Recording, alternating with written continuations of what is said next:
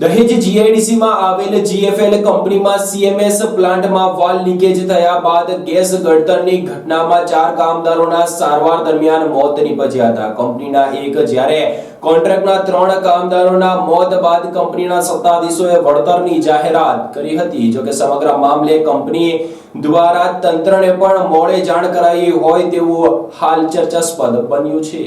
દહેજ ઔદ્યોગિક વસાહતમાં આવેલ જીએફએલ કંપનીના સીએમએસ પ્લાન્ટમાં વાલ્વ લીકેજ થતા ગેસ ગળતરથી 4 કામદારોના મોત નીપજ્યા હતા. દહેજની જીએફએલ કંપનીમાં ગેસ ગળતર થતા 4 કામદારોના મોત નીપજ્યા હોવાની ઘટના સામે આવી છે. કંપનીના સીએમએસ પ્લાન્ટમાં ઘટના બની હતી જેમાં વાલ્વ લીકેજ થયા બાદ દુર્ઘટના સર્જાઈ હતી, જેમાં અસરગ્રસ્તોને તાત્કાલિક સારવારથી ખસેડવામાં આવતા સારવાર દરમિયાન 4 કામદારોના મોત નીપજ્યા હતા. દહેજ પોલીસે લાશનો કબજો મેળવી આગળની કાર્યવાહી હાથ ધરી છે. ઉલ્લેખ કરવો રહ્યો કે ઘટના રાત્રે બની હોવાનું સૂત્રો પાસેથી જાણવા મળી રહ્યું છે. જો કે આ સમગ્ર મામલે તંત્રને પણ સવારે જાણ કરાઈ હોવાનું સામે આવ્યું છે. દહેજ ઔદ્યોગિક વસાહતમાં અનેક અકસ્માતના નાના મોટા બનાવો બનતા હોય છે, ત્યારે દહેજના જીએફએલ કંપનીમાં પણ ગત રાત્રે અકસ્માતની ઘટના બની હતી. આ અંગે પોલીસ મથકમાંથી મળતી વિગતો મુજબ ગત રાત્રે 9:30 વાગ્યાની આસપાસ જીએફએલ કંપનીના પ્રોડક્શન વિભાગમાં આવેલ ક્લોરોમિથેલ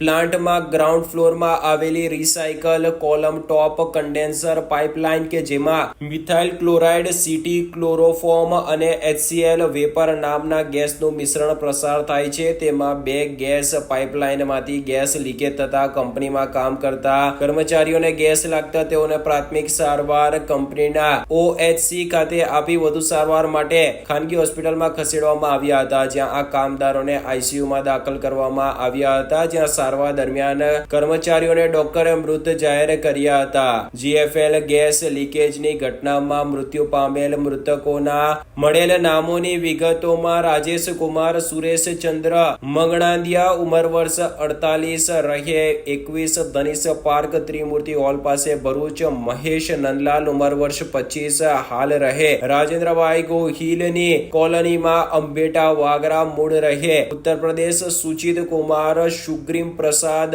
ઉંમર વર્ષ 39, હાલ રહે અંબેટા વાગરા, મૂળ રહે ઉત્તર પ્રદેશ, તેમજ મુદ્રિકા ઠાકોર પ્રસાદ યાદવ, હાલ રહે અંબેટા વાગરા અને મૂળ રહે ઝારખંડ નાઓના મોત નીપજ્યા હતા. આ અંગે કંપનીના ડેપ્યુટી જનરલ મેનેજર જિગ્નેશ પરમારે જણાવ્યું હતું કે ગતરોજ રાત્રિના કંપનીમાં એક દુઃખદ બનાવ બન્યો હતો, જેમાં કંપનીના 1 અને 3 કોન્ટ્રાક્ટના કામદારોના મૃત્યુ થયા હતા. જોકે આ ઘટનામાં કંપની તરફથી આ લોકોને હાલમાં 25 લાખ વળતર રૂપિયા આપવાનું નક્કી કરાયું છે અને વધુમાં વહીવટી તંત્ર દ્વારા જે નક્કી કરવામાં આવશે તે પ્રમાણે સહયોગ આપીને વળતર ચૂકવવામાં આવશે તેમ તેમણે ઉમેર્યું હતું. જોકે આ ઘટના કયા યુનિટમાં બની તે મામલે તેમને પૂછવામાં આવતા તેમણે પણ અન્ય કર્મચારી પાસેથી વિગત લેવાની ફરજ પડી હોવાનું મીડિયાના કેમેરામાં કેદ થયું હતું. મારું નામ જિગ્નેશ પરમાર, હું જીએફએલ કંપનીમાં ડીજીએમ HR તરીકેની ફરજ બજાવું છું અને ગઈકાલ રાતના એક દુઃખદ બનાવ 10:30 વાગે બન્યો હતો, જેની અંદર કંપનીના 1 કર્મચારી અને 3 કોન્ટ્રાક્ટના કામદારોનું મૃત્યુ થયું છે. હવે આ અંગે અમે બધી તમામ લાગતી વળગતી ઓથોરિટીને તરત જ ઇન્ફોર્મેશન આપીને તપાસ માટે એમને પૂરો સહયોગ આપવાનું નક્કી કર્યું છે અને કામ ચાલુ છે. અમારી પણ તપાસ ઇન્ટરનલ ચાલુ છે કે આ કઈ રીતના થયું છે.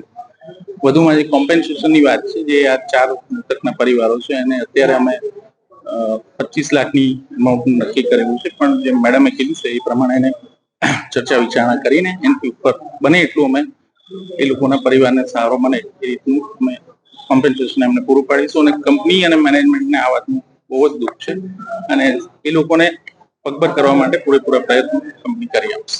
સર, આ કયા પ્લાન્ટમાં બન્યું? આ સીએમએસ પ્લાન્ટ છે અને એની ડિટેલ કોઈ પાઇપમાંથી ગેસ લીકેજ થાય છે, એનું તપાસનું ચાલુ છે. ટેકનિકલ ડિટેલમાં નથી, પણ HCl વેપર એક તો મને યાદ છે, જે અત્યારે કારણ કે અમે રાતથી આમની પાછળ જ હતા એટલે પ્લાન્ટમાં જે ડિટેલ રિપોર્ટ આપશે એ તમામ ઓથોરિટી અને જે મેડમે કીધું છે એમ અમે ગવર્મેન્ટ સામે એને પબ્લિશ કરીશું અને આપની સમક્ષ એ પબ્લિશ કરીશું. ઘટના બની ત્યારે કેટલા કર્મચારીઓ? આ વસ્તુ તો આ અંગે એસડીએમ મનીષા માનાણીએ જણાવ્યું હતું કે ગત રાત્રે જીએફએસ કંપની ખાતે એક બનાવ બન્યો હતો જેમાં 4 લોકોના મોત થયા હતા, જેઓને લાશને પીએમ કરાવવા માટે સિવિલ હોસ્પિટલ ખસેડવામાં આવ્યા છે. 4 મૃતકોના પરિવારજનો પણ અહીં હાજર છે. ગવર્મેન્ટને સવારે ઘટનાની જાણ થતાં જ કાર્યવાહી હાથ ધરી દીધી હોવાનું તેઓએ ઉમેર્યું હતું.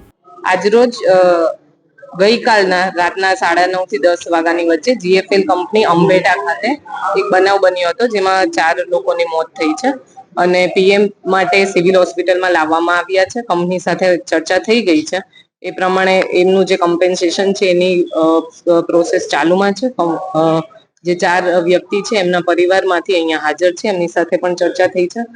ગવર્મેન્ટને સવારે જાણ થઈ હતી એટલે અમે એ પ્રમાણે કાર્યવાહી કરી રહ્યા છીએ.